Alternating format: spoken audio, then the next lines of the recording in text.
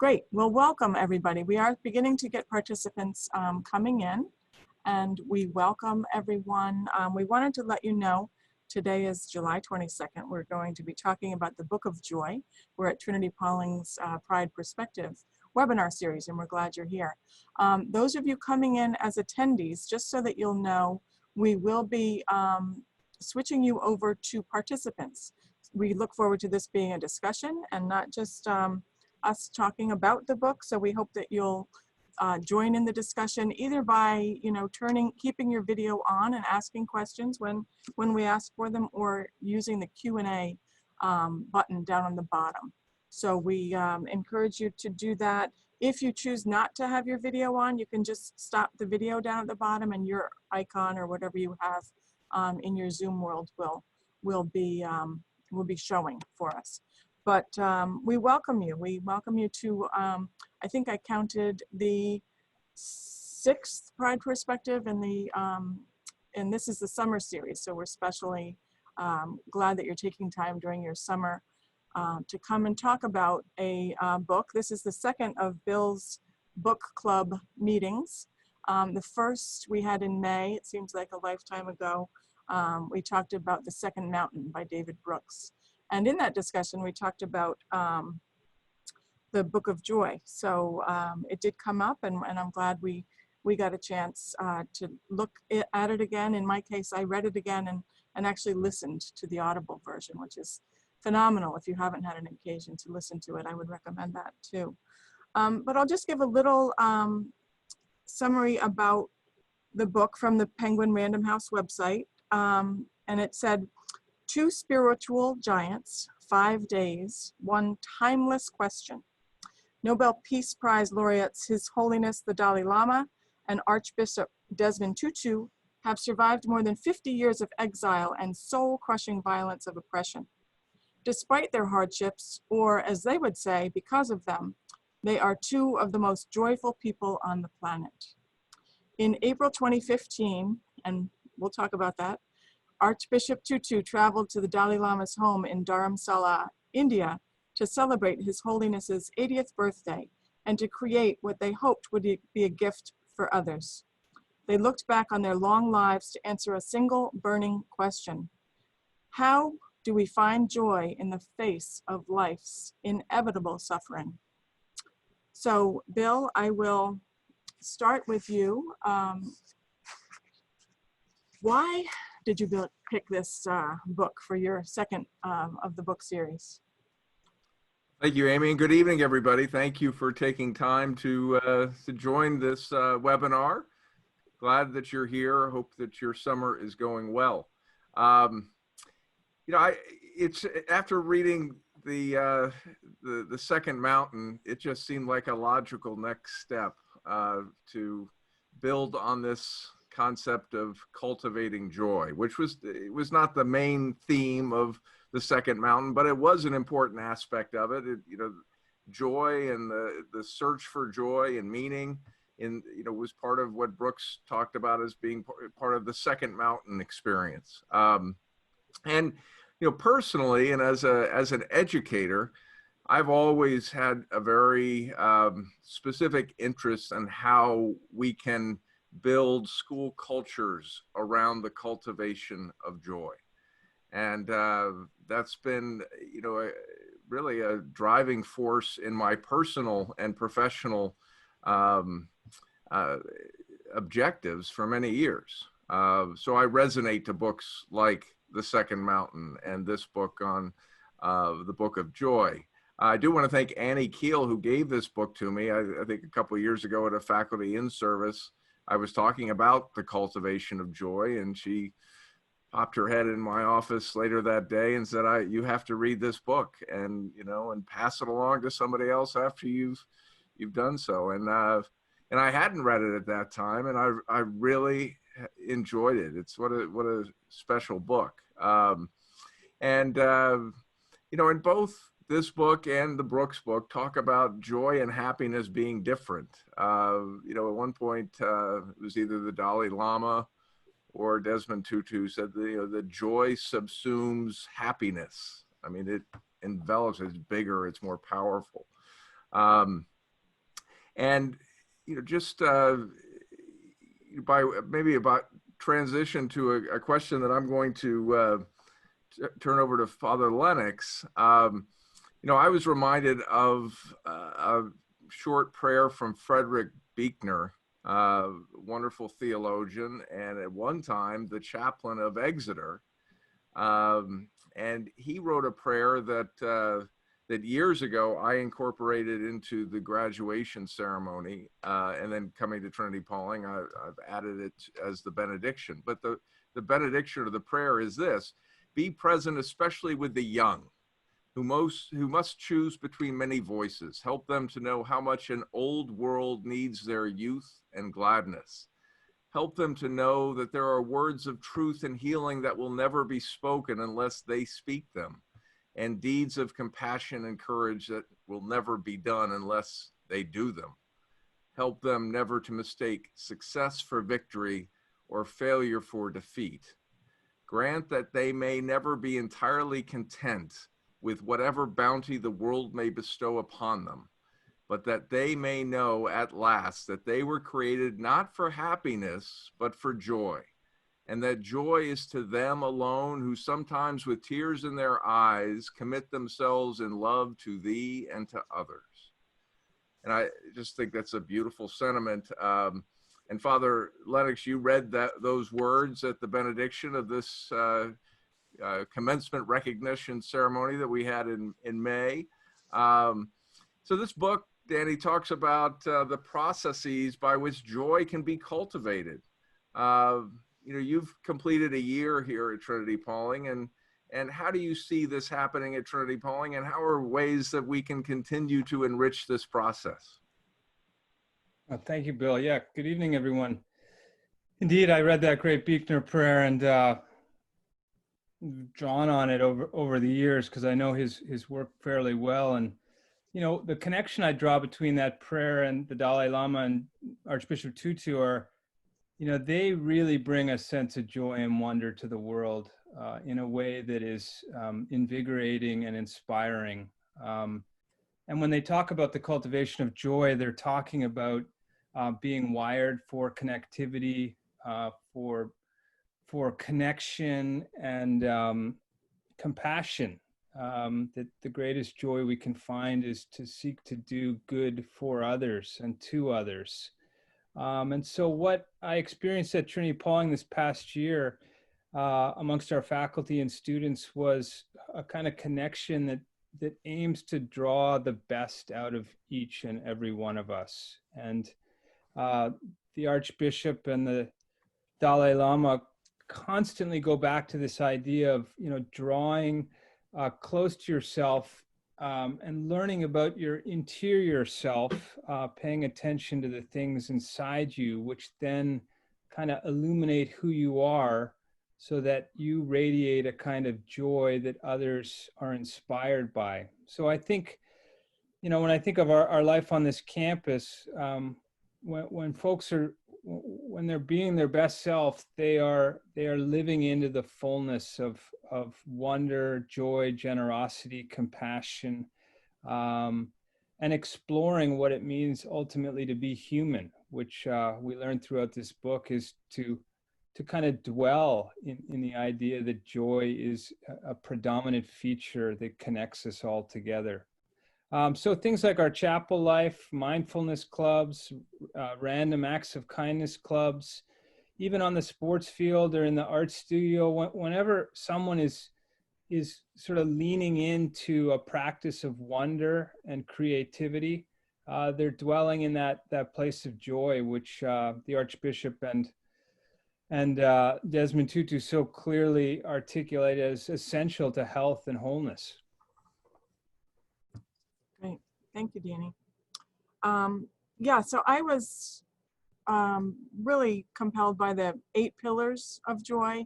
I mean, it does make it seem easy, right? There's only 8. And how they relate to our experience. Danny, I appreciate you bringing Sylvia, who's with us tonight. Sylvia Hughes has helped us quite a bit with our mindfulness club, as has Nick LaFontaine. and several other faculty members actually bringing mindfulness onto the Trinity-Pawling campus. And I think, you know, in this day and age, in any day and age, but especially in this day and age, there's such a value to that. So thank you, Sylvia, for helping. That's been a couple years in the making, right? It's been great. But talking about acceptance, one of the pillars, I think that's one of the hardest, maybe, of the pillars. I think that many of us are overtaken by events and circumstances, and especially, you know, in this last 6 months, right? We don't feel very, I don't feel very powerful about things that can be done in the world as we've, you know, been in our isolation and that kind of thing.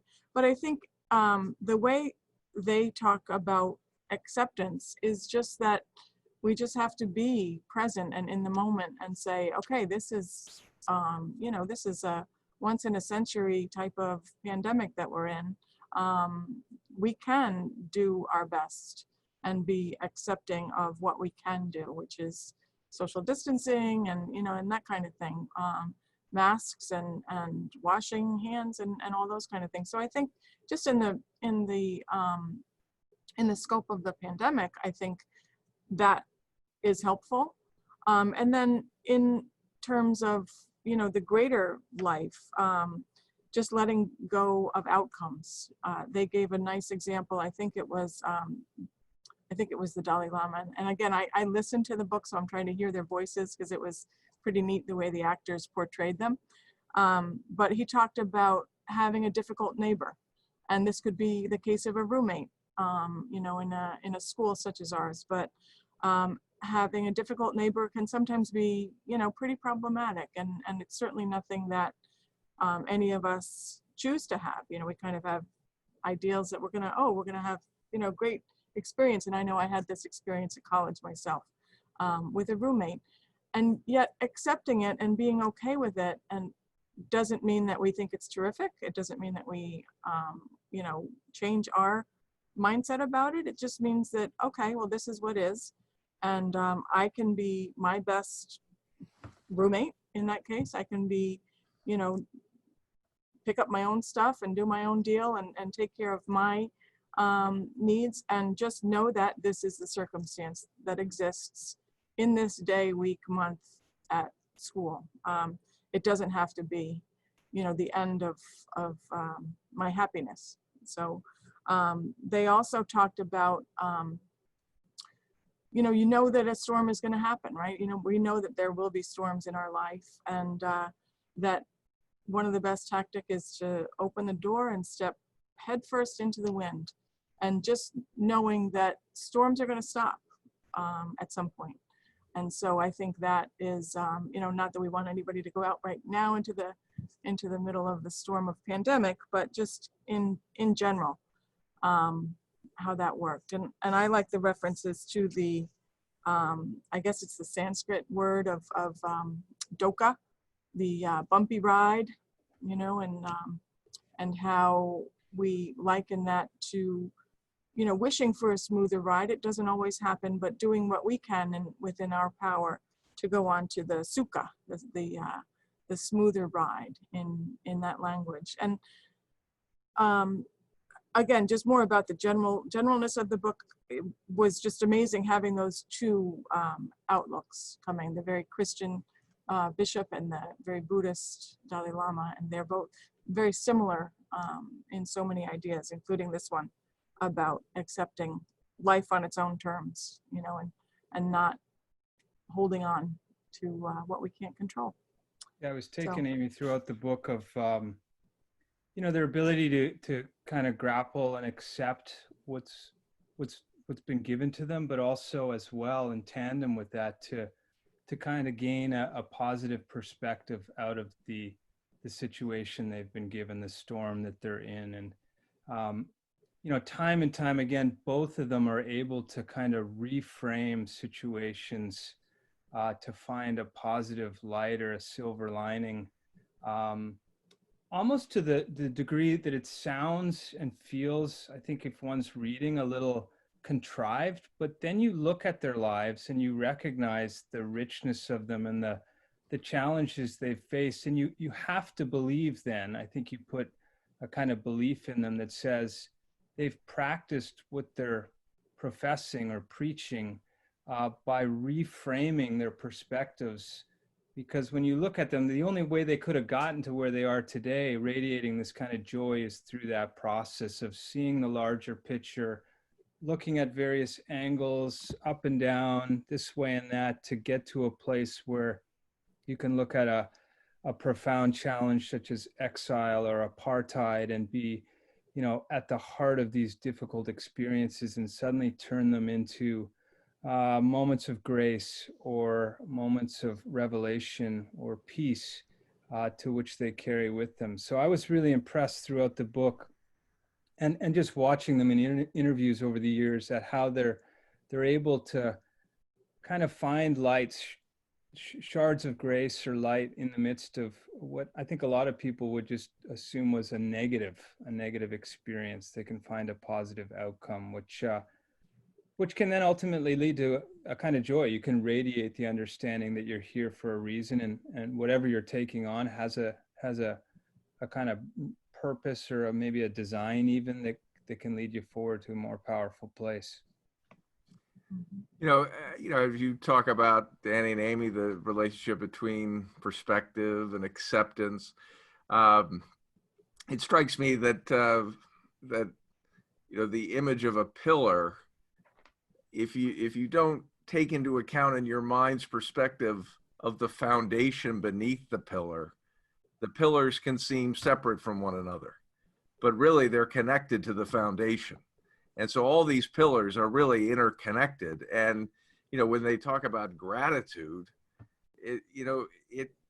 gratitude comes from a place of acceptance. It comes from a recognition of perspective. And if you take the GR away from gratitude, you're left with attitude. And that's such an important aspect of building a sense of awareness of interconnection with other people, of a community. And that is both very challenging, but also unbelievably important when we're working with adolescents, because adolescence is a time of inwardness, sort of self-discovery. There's a lot of inward reflection, inward turmoil at times, inward conflict, sort of figuring out who am I as an individual, as a human being, as a child of God. And yet it's so important at that time to also build and cultivate, and this is where I think schools are incredibly important, build and cultivate a sense of connection and interrelatedness within community, because that does build a sense of gratitude. And I wasn't here when it was decided to put the inscription from the Gospel of Luke in the Scully dining hall, but unto whom much is given, much is expected. And that concept only comes from a perspective of attitude, of awareness, of acceptance, that you're extremely fortunate. We're all fortunate to be in a place like this and to be learning in this type of environment. And those are things for which we should be grateful. I'm often told by parents at the end of the school year, or maybe it was the end of a boy's tenure at Trinity-Pawling, and they said, there's so much about my son that has revealed itself to them as parents. And often what they talk about is that they're grateful. They're saying thank you. One parent said, my son's holding the door for me when I walk into a building, and I said, well, they're learning that that sense of gratitude and community at Trinity-Pawling. But of course, it began with you and foundations that you've laid as parents. Yeah.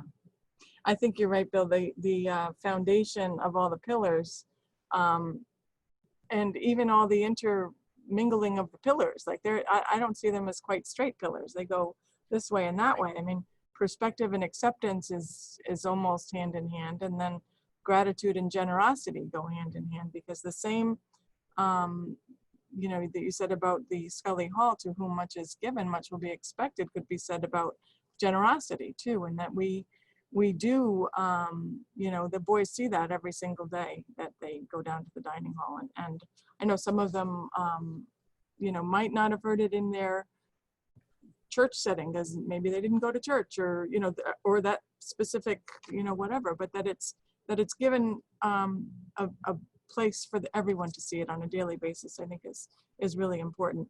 And you mentioned interdependence. I think generosity, you know, definitely shows how much we need each other. And both the bishop and His Holiness, you know, talked about how we live to help each other, that we can't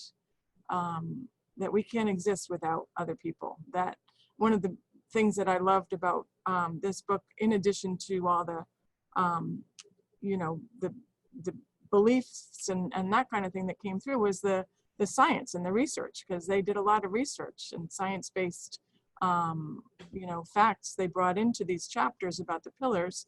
And one was that the neuro, you know, science in the brain shows that the brain lights up just about as much, if not more, when people are giving things than as when they are receiving things. And that generosity, you know, just lights up, you know, that part of the brain. And it doesn't have to be giving money or giving, you know, tithing or that kind of thing. It's true for volunteering as well. I think the statistic that they said is that 25% or something, I have it written down, volunteering reduces the risk of death by 25% in one study, you know. So, you know, again, these are things that just getting out of ourselves. And then of course at the end, they spoke of the generosity of the spirit, which these two individuals obviously radiate, you know, through everything that they do and touch. And they have had lifetimes, literally, of working on this. But they recognize that, you know, we might not see ourselves as holy as they are, or as revered or anything, but that what we can do every single day, and what our boys can do when they're here with us is, and even when they're not here with us, but just do what we can every single day. And if that means holding a door open, then that's what we do for someone else. And if it means going to the Pawling Resource Center and helping someone locally, then that's what we can do. We might not have the capacity to open orphanages, which the Dalai Lama has, you know, his school in India and that kind of thing, but that we can do small things every day to radiate that happiness and joyfulness, and then that just kind of attracts more, you know. And then one other thing I got from this chapter is it's such a counter argument to the you know, rat race that exists in our world, not just these days, but that has a counter argument to the eat or be eaten mentality, is what they said. And to quote Martin Luther King Jr., he said, "We must learn to live together as sisters or brothers, or we will perish together as fools." So that is about generosity. Yeah, I love the science of the book too, Amy, in this in the sense that, you know, I think what you're seeing unfold is these two seasoned humans telling their story, and then the science seems to be able to be plugged into what they're saying. So it's not like the inverse, which is, you know, the science and then practice it. They've lived it, and then the science makes sense. And you know, I was drawn throughout the book to just what you said, and I think it's a Desmond Tutu quote, though I don't believe it's in the book, which is, you know, you just do your little bit of good, for the world. We'll make this a better place. And I just so admire how, with acceptance and perspective and generosity and gratefulness, there's an effort to alleviate sort of the self, the existential of kind of weight. They draw on the idea of forgiveness a lot as being important. And I suspect that, a lot of us walk around in our lives with certain grudges or certain things and humps that we haven't been able to get over. And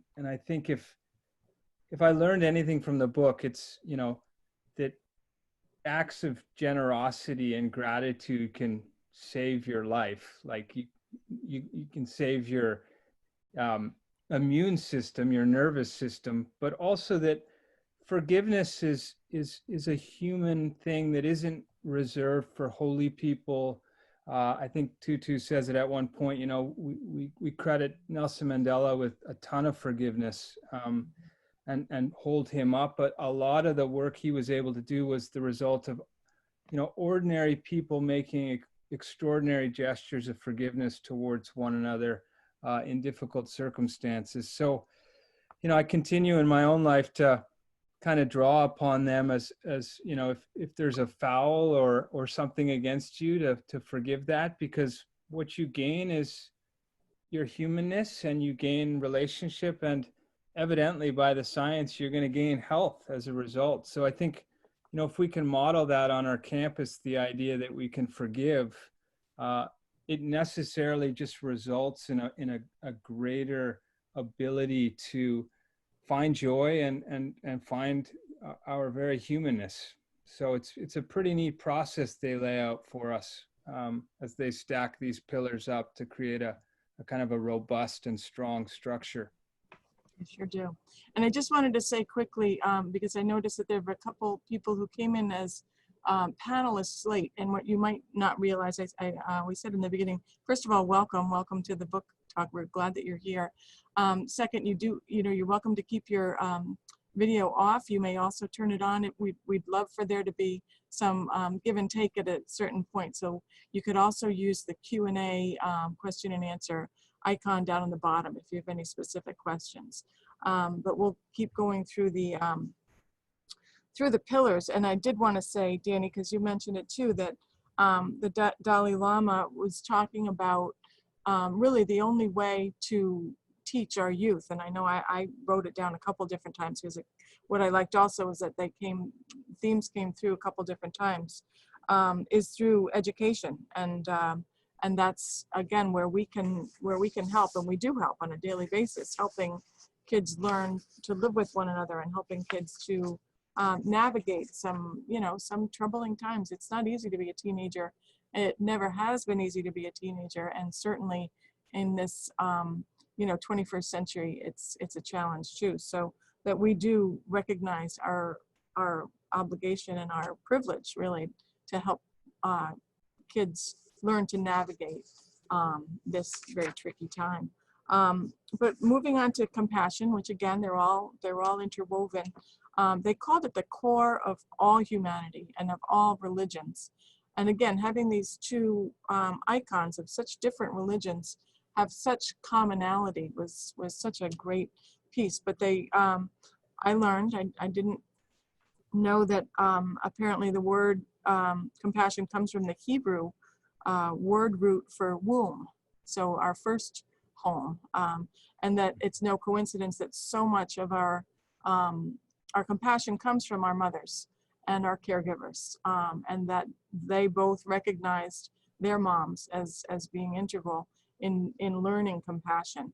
And again, we're hardwired to care for each other. They spoke about, an example of a group of mice, I think they were, and the mice who were wounded and helped each other healed that much faster, so again, they're back to the science. But you spoke about health benefits, Danny, and they talked about the endorphins being released, and even cardiac health, that certain, and again, I didn't write down all the specifics, but that certain chemicals, brain chemicals, go to protect the cardiac cells, and that people actually live longer and more healthy lives. And they said, although this isn't quite related to compassion, that they noticed a difference in people who use singular pronouns a lot, like I, me, my, mine, have a correlation toward heart disease. And I guess it's because they're not thinking of others, they're thinking of, you know, without even really realizing it, maybe using that language. But I thought that was interesting.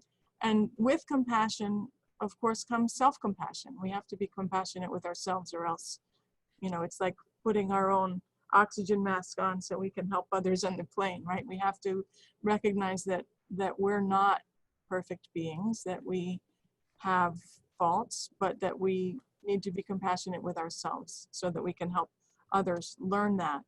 And that the concept of reciprocal altruism, when we help people and are compassionate toward people, they will help people. And they spoke about you know, it going out to the, I think they said the 7th degree of power. When you're helpful to someone, they're more helpful to another person. And if there's no other reason to be compassionate, that's a good one, because then times, you know, 7 billion people, as they referred to a couple times in the book, that's a lot of people. But that we are most joyful when we're in a caregiving mode, when we can help other people and give other people what they need without even maybe knowing it. You know, I thought that was a really interesting piece. And of course, the meditation practice that both have in different forms, of course, but that they said 10 minutes of meditation a day, even before coffee, can give up to or more than a 24-hour effect. So that's a very small investment of time to learn to be, you know, more compassionate and more in tune with ourselves and with other people. But they, yeah, they all go together. Yeah, I was struck by the rigor of their prayer or meditation practices. And, you know, these are obviously men that have devoted their lives to faith traditions, philosophies of life, but they're also busy people. So, you know, they have commitments and speaking engagements, and, you know, Desmond Tutu has a family, of course, but what they're practicing, as you said, Amy, is that it almost, you know, I think these guys are putting in like 4 hours of prayer or meditation a day, and yet what they're not losing time, they're gaining as a result. And I think it's a practice of humility in a way, like it's saying that you're going to commit to this process whereby you let go a little bit, and you let go of the ability to try to control things, to control your schedule, to control your time,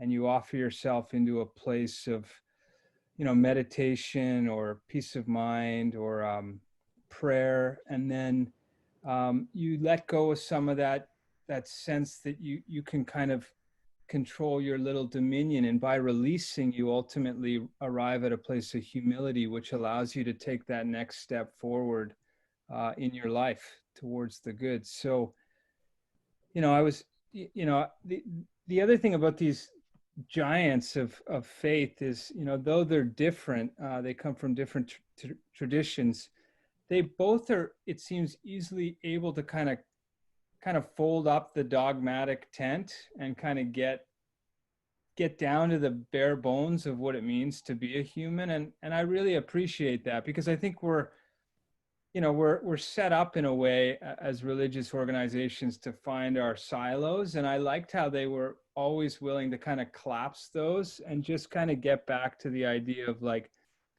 you know, irregardless of dogma, like, what is it that can make your life more rich, more joy-filled, and more wondrous? And they're two great practitioners of that. And, you know, I have a hard time, and I suspect it's sort of universal, that no one would call them heretical, yet they do things in their own realms that kind of collapse the systems around them, which allows things to progress and advance. And I think that's important because we can become kind of strung up by our own systems in a way that prevents us from the things we're talking about, from being, overtly generous, or people who meditate, or people who are humble, or humorous. I mean, I think that's one of them.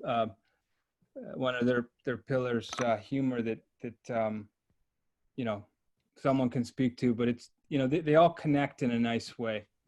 Yeah, and as the book points out, humor and humility come from the same Latin origin of, humanity, and what it means to be human, and humor is plays such an important role in life, but in community. And I was struck throughout the book just about the playfulness between the Dalai Lama and the Archbishop, like almost like like children, and a tenderness to them, a tenderness to their playfulness, that clearly emanated from pure joy, a joy of the relationship that they have. But that playfulness is joyful. You can probably see it behind me. I've got, the Stay Puft Marshmallow Man action figure on my bookshelf next to Gumby, which is sort of near Mr. Bill, and I encourage boys to come into my office, at least I did before they weren't here, to just look at things in my office and to ask me what they mean. And a lot of the things I have, these, some may call them toys, but they are reminders of the importance of humor, the importance of playfulness, the importance of not taking things too seriously, even when you are doing serious things, and doing things to promote a smile and laughter, because that, as they point out, is contagious. And Danny, laughter plays such an enormous role in the book and in the lives of both Desmond Tutu and the Dalai Lama. Very often, as you were saying, religious leaders are recognized for their joy, their ability to laugh easily, and their sense of humor. Yet I'm wondering, do we shy away from laughter and humor too easily because it is perceived as perhaps less valuable than piety, than maybe professionalism? And maybe secondly, I'd love to hear you sort of speak to, can we envision a world of joy amidst grief and struggle? I mean, that's what we're sort of dealing with right now. And, the book talks about that they're connected, but I mean, that it's tough, right? Yeah. Oh, definitely. And I think what they're able to highlight for the readers, and what they've done in their lives, is show that, yeah, joy can surface in powerful ways, and it can blossom in powerful ways amidst hardship and challenge. And in fact, Desmond Tutu goes back over this time and time again, the idea that, you've really got to experience some lows in there to be able to kind of showcase the highs.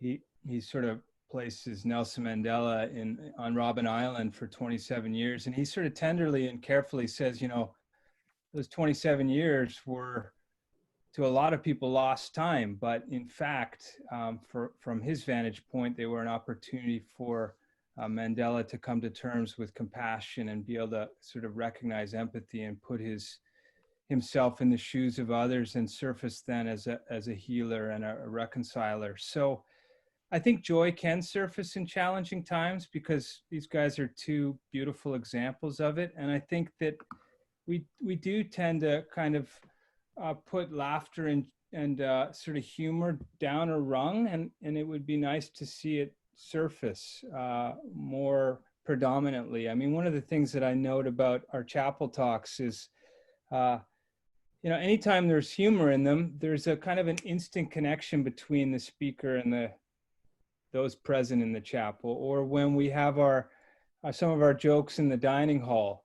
Like I know for me that those were moments where I started to trust the community and started to feel at home within it. So I think that, you know, laughter and humor quickly establish friendship. And I think what they're modeling is the idea that their gentle playfulness with one another, as you said, Bill, a kind of innocent youthfulness kind of bonds their trust with one another together. And I think the more we can do that and the more we can recognize its value, I think we'll find more joy and we'll be happier. I mean, it's certainly a kind of the prototype of the religious figure is the kind of grumpy monk kind of that no one wants to be around and you know, is so ultimately pious that no one can even hold a conversation with them. And what I think these two do is they turn that on its head in a, you know, in not a way that kind of debunks it, but in a way that can say, like, you can hold both together. You can be very powerful and quote unquote religious or spiritual. And by doing so, you can inhabit a place of innocence, the likes of which I think God intends for us, that we're designed to be, you know, as it were, children of God, and that we inherit a kind of spiritual space when we enable that to surface in our lives. Danny, that was a good mention of the jokes in the dining hall. And I think another connection for us in our community with joy is seeing all the little kids on campus. I mean, there are, I don't know, 25 under the age of 10 right now. And that's been the case. You know, Bill, your kids and our kids grew up together on campus, and they used to hide under the chapel. There used to be a big old kind of bush or tree there. So, you know, those things change over the years and decades. But one of the things that I know for a fact brings such joy, was that Lucas, is, hi Lucas, is the seeing the moms and dads on campus with their kids, the boys, the students like that one who's in the background of his mom's camera, get to see kids grow up and get to see dads and moms who are not just teachers, you know, like, you've got to do this. They're like, oh my gosh, they're getting, you know, their kids spilled something in the dining hall, and, you know, they get to see that real life joy, you know, and over the years, they get to see so much in the way of, you know, the lives that we live, because we live here on campus together. But what are other ways that joy and community come together? What can you think of? Oh, you know, there's so many examples. So I'll limit myself to one, just in the interest of time, because the interest of time. But you know, I think what comes to mind quickly to mind, for no other reason, I don't know why it popped into mind, but seeing students present their senior independent projects, and the level of confidence that with which that they're presenting what they've learned, and the pride that they have in sort of discovering something new and discovering something that gave their life greater meaning, and sharing that in this community, and sort of knowing that their lives were enriched by this process, or maybe they discovered they didn't like what they were doing, and, you know, that's important too. But that, you know, there's joy that's shared in that process of self-discovery. for sure. Yeah, indeed. So I had a thought. So the book uses the term hedonic treadmill in reference to things that can block the acquisition of joy in our lives. Mr. Taylor, perhaps you can speak a little bit to how this relates to the journey through adolescence, since you were just talking about senior projects and stuff like that. Sure. You know, I mentioned before that, you know, adolescence is a time of self-discovery. It can be a time of inwardness, looking inward, sort of discovering who you are as a human being. It can be a time, it often is a time of uncertainty, of doubt, of trying to fit in. And there are a lot of pitfalls that come through this journey. And there is, to use the term that they've used in the book, the hedonic treadmill, sort of getting in a rut of doing things that feel gratifying in the moment. And, we know that adolescence can be a time of experimentation with alcohol, with drugs, with tobacco. It can be a time where hours can be lost in front of computer screens, video games, things like that. And when I see the term or hear the term hedonic treadmill, you can think about those types of things that can be fairly common pitfalls, or in the case of computer time and screens and games, those are, there's not necessarily, those can be pitfalls, but they also are, they're in today's 21st century, they are fairly essential now in certain aspects, but they can lead, too much of that can lead to unhealthy manifestations in one's life. But, I like to look at adolescence, even admitting everything or acknowledging everything I just said about it.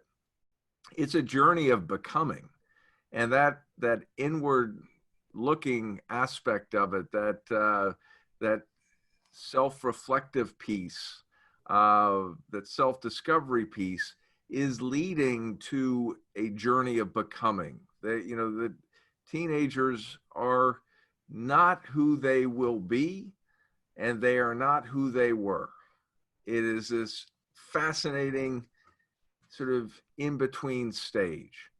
And it is a time, it's an opportunity that is ripe for helping young people understand the importance of community and interrelatedness. Right now, certainly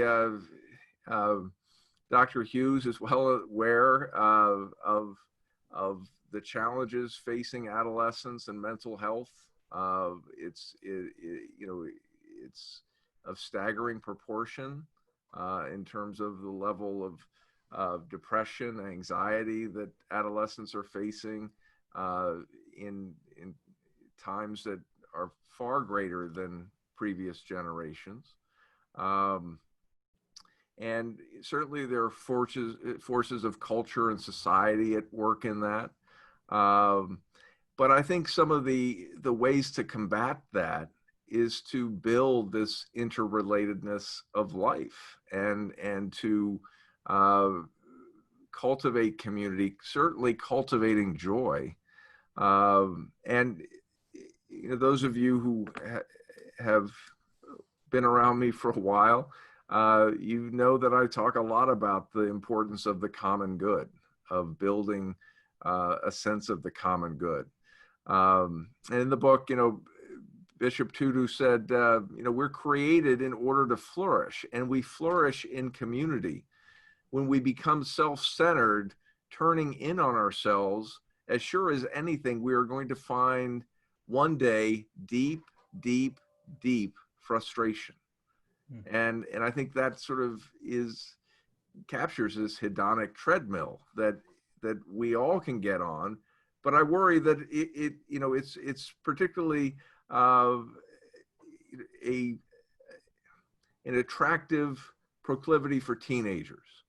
Dalai Lama said, when you focus too much on yourself, you become disconnected and alienated from others. In the end, you also become alienated from yourself. Fear and distrust come from too much focus on yourself. This will cause you to always remain separate from your human brothers and sisters. And so I think we have certainly opportunities each and every day to break that hedonic treadmill. You know, there's a wonderful piece from David Foster Wallace, the late essayist and author. And he, in 2005, I believe, spoke at my alma mater, Kenyon College, and gave what many people regard now as the finest commencement speech given. That's arguable, of course. But the speech was called "This Is Water," and it was all about perspective. And when I was reading this book, I was reminded of his work. And in the talk, he talks about, going to the supermarket and seeing people rushing through things or being cut off on the drive home from work, and building a level of frustration because of things that are happening all around you. And his advice to the graduates that year was, it is a matter of perspective.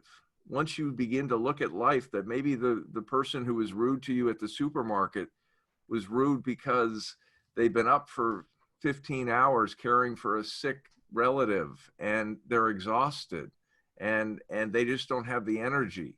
And the person that has cut you off is driving home quickly because they want to, kiss their child goodnight before he or she falls asleep. And Wallace really taps into what the themes of this book are, that you have to change your perspective. And I think that is true for these forces that can draw us inward, and really try to build this inner relatedness of community.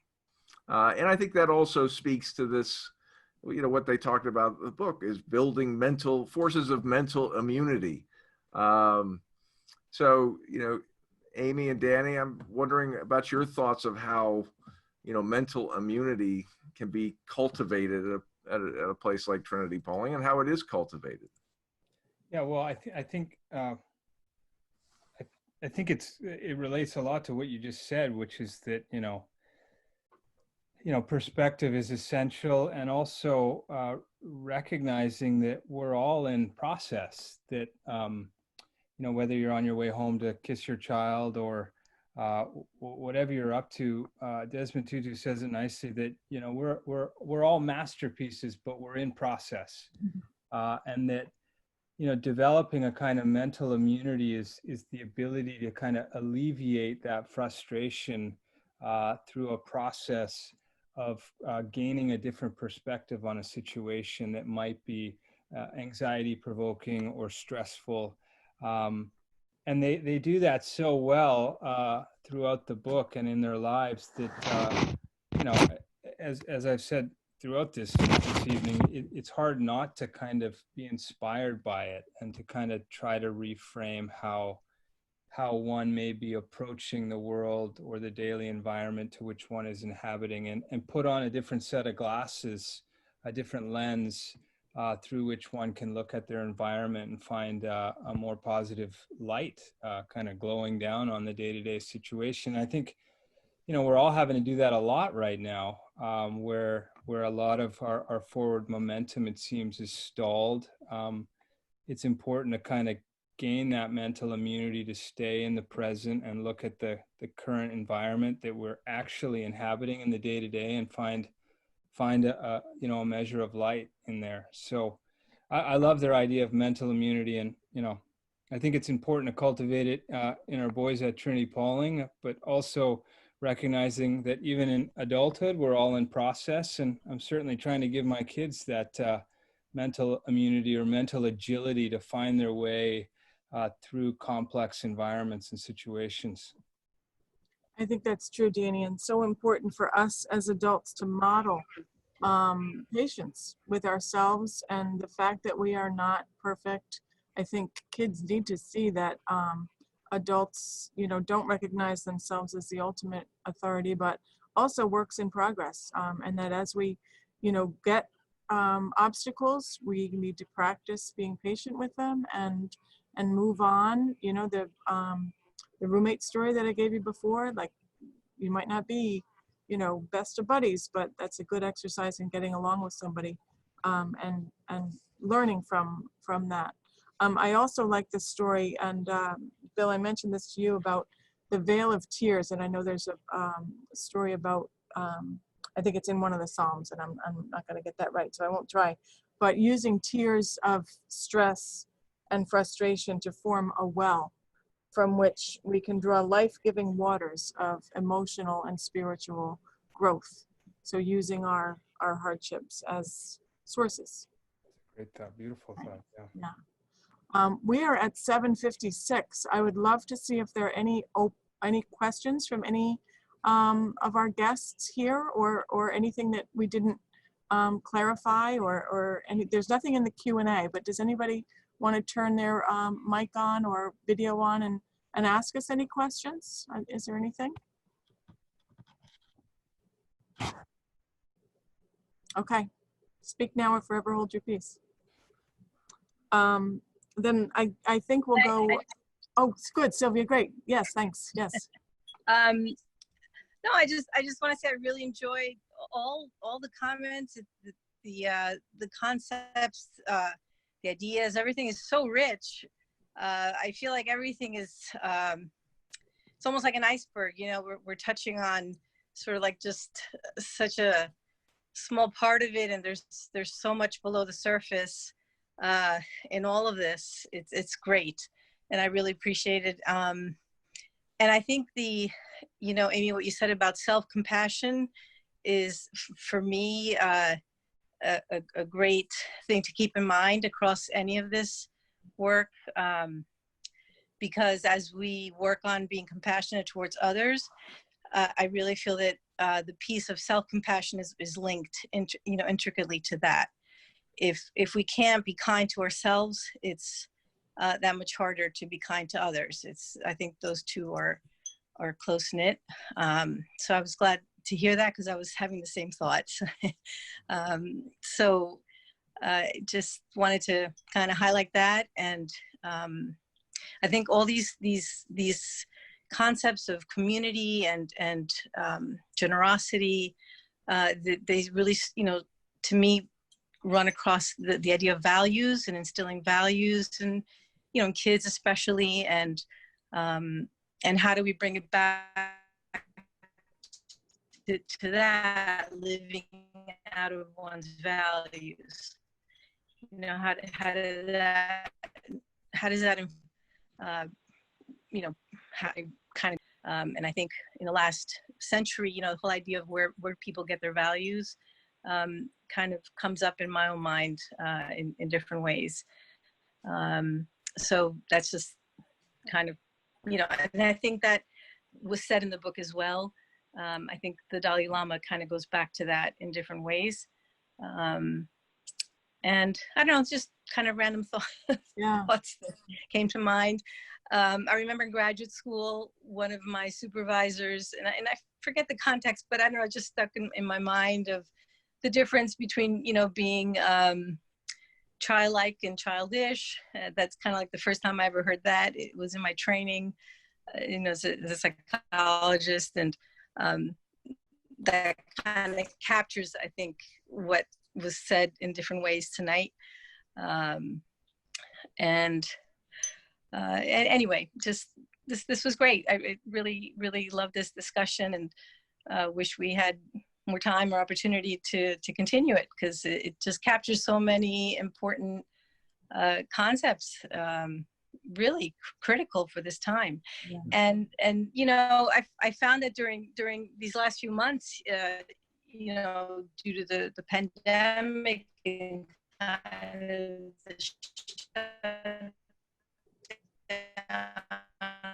Breaking up a little bit, Sylvia. Of things, really strong parallel between. Can you hear me? Oh, now we can. Volume? No, you were breaking up a little bit. Oh. Now is that better? Yeah. Okay. Just the strong parallel, Amy, when you mentioned the pandemic, and I don't know if anyone else found this, but just the slowing down, how everything slowed down on the outside. I just found a really, really palpable sort of parallel experience inward, internally.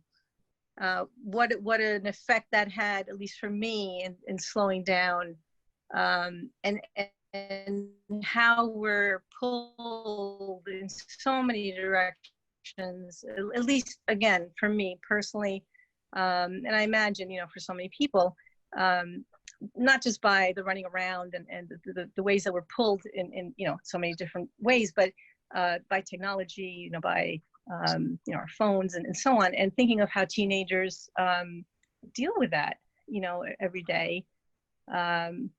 It just really was quite an I don't know, an eye-opening experience, particularly during March, April, May, when things really got quiet. Yeah. It was striking. I mean, I had to say, and I guess it was kind of like a metaphor for just for something to really think about moving forward. When people say that, you know, hitting that reset button, when we talk about, you know, ways of finding joy, and things that pull us away from that process, to me, this whole experience was really like a kind of a concrete example of that. I don't know, but anyway, Great. just some thoughts. No, thank you. Thank you. And I think, again, you know, you and I were on the same wavelength, because I pulled this one quote and then we'll sign off. But if Bill has anything to add too, but the Dalai Lama saying, no religion is universal. We must promote values through education, must teach our youth sources of happiness and satisfaction are within ourselves, not power, money, technology. Love, kindness, and affection are sources of joy and happiness. Our basic human nature is good, basis for courage and self-confidence. So that, I think, was the one that you might have been thinking about. I pulled that as well. Right. Yes, right. Absolutely. Yeah. Did you have anything else you wanted to close with, or? Yeah, I guess one point I'd just like to make is, and that is the role of vulnerability in all of this. And when we're talking about cultivating joy and building community, it requires vulnerability. And, you know, I think that that's one thing that the Trinity-Pawling experience really does encourage. And that is to be vulnerable, to take healthy risks, to, you know, be on a quest for your gifts and talents, and to do that honestly and earnestly requires some vulnerability. And I think, you know, having both led a co-ed school and a single-sex school, you know, I will give a shout out to the all-boys aspect as it relates to vulnerability, because I think, you know, at least it's been my experience. You know, my son graduated from my previous school, lots of wonderful young men, but they weren't as vulnerable, didn't allow themselves to be as vulnerable as the boys here. And if that makes it easier to cultivate, you know, this sense of joy, then amen for vulnerability. So. Absolutely. Danny, did you have anything you wanted to close?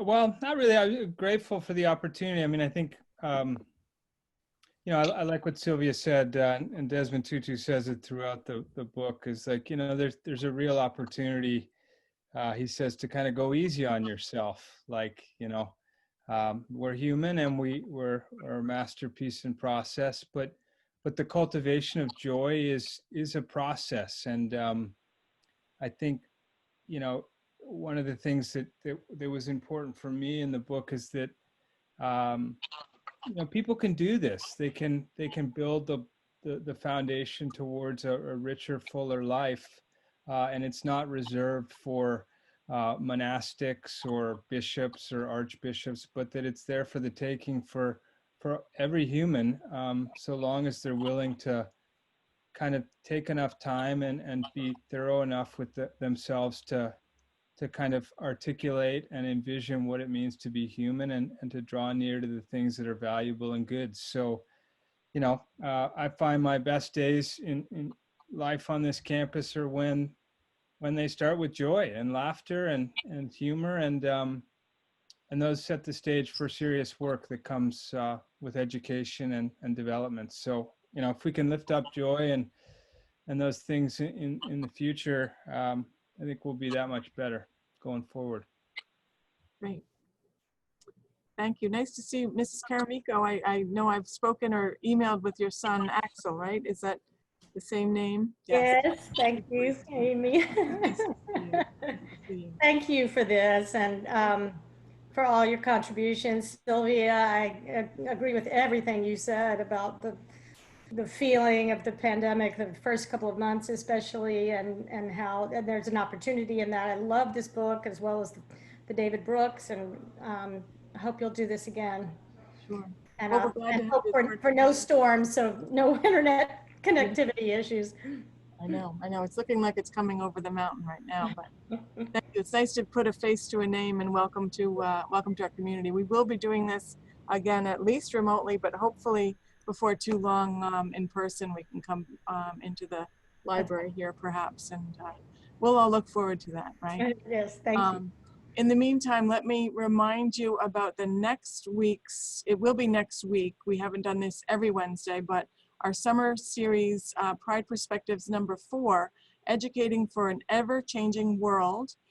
Join Headmaster Bill Taylor and the dynamic educators at Trinity-Pawling for a virtual discussion around cultivating a curriculum that meets the needs of boys and prepares them for the future.